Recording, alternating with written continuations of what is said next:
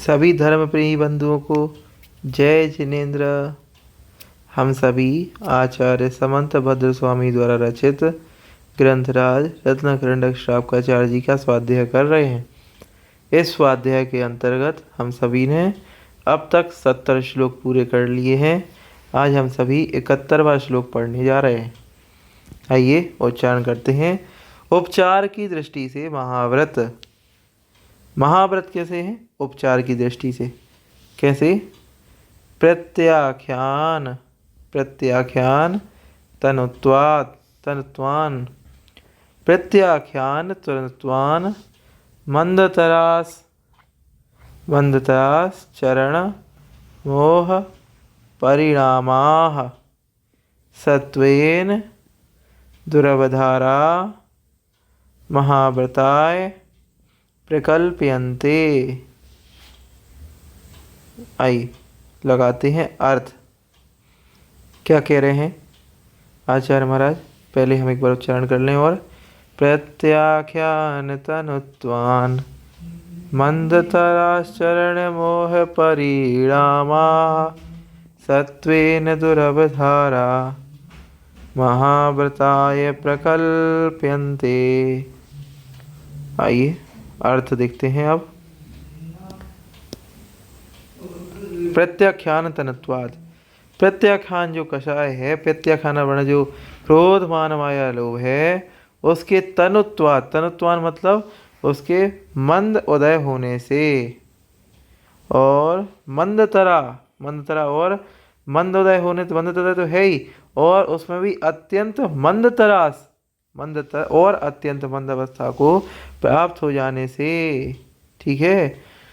सत्वेन दुरवधारा, सत्वेन दुरवधारा मतलब जो उसका सत्व है, अस्तित्व है, उसका भी निर्धारण नहीं हो पाता, कठिनाई से उसका अस्तित्व दिखाई देता है कि वो अस्तित्व में है भी कि नहीं।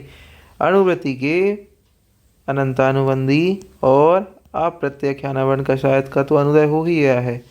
ठीक। अब बचती है प्रत्याख्यानावरण और संजुलन।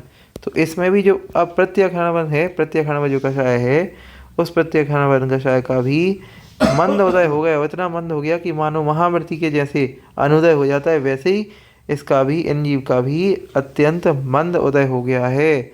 और चरण मोह परिणामा, और चारित्र मोह के परिणाम,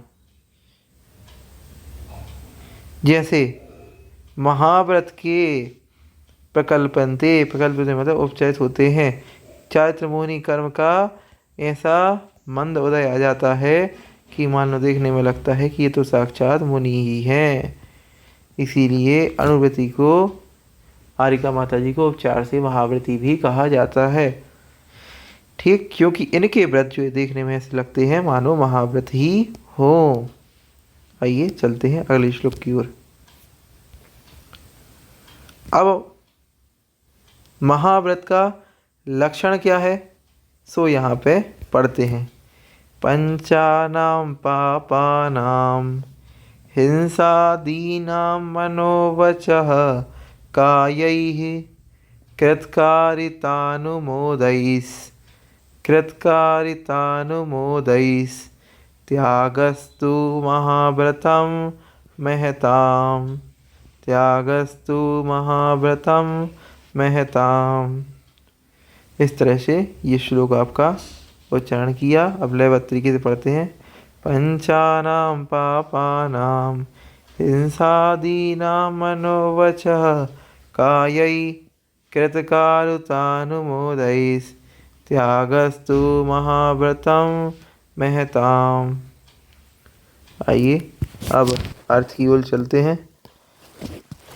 पंचानाम पापानाम, 5 जो पाप हैं, हिंसादीनाम, हिंसा आदि जो 5 पाप हैं, उनका मन वचन और काय तीनों से जो है, और कृतकारुतानुमोदय, कृत से, कार्य से और अनुमोदना से त्यागस्तु, त्याग होता है, वह महाव्रतम महताम, उसको महान प्रमत्त व्रत आदि गुणस्थानवर्ती महापुरुषों का महाव्रत भवती होता है।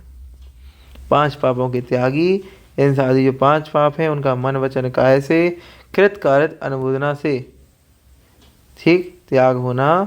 कृत मतलब स्वयं नहीं करना, कार्य मतलब दूसरों से नहीं कराना, अनुमोदना मतलब कोई हिंसा आदि कर रहा है 5 पाप तो उसकी अनुमोदना भी नहीं करते। इस प्रकार से 5 पापों का त्याग हो जाने के कारण जो होता है उसको महाव्रत संज्ञा दी जाती है। 5 पापों का सूक्ष्म रूप से त्याग होना महाव्रत है और 5 पापों का स्थूल रूप से त्याग होना अणुव्रत कहलाता है। ये अणुव्रत और महाव्रत की परिभाषा हुई। इस तरह से आज की हमने 2 श्लोक पढ़े। आप सभी इन दोनों श्लोकों को दोबारा देखिए, पुनः देखिए, आप सभी को समझ में आएगा। याद भी कीजिए श्लोकों को और समझने का भी प्रयास कीजिए। तब तक के लिए सभी को पुनः जय जिनेंद्र।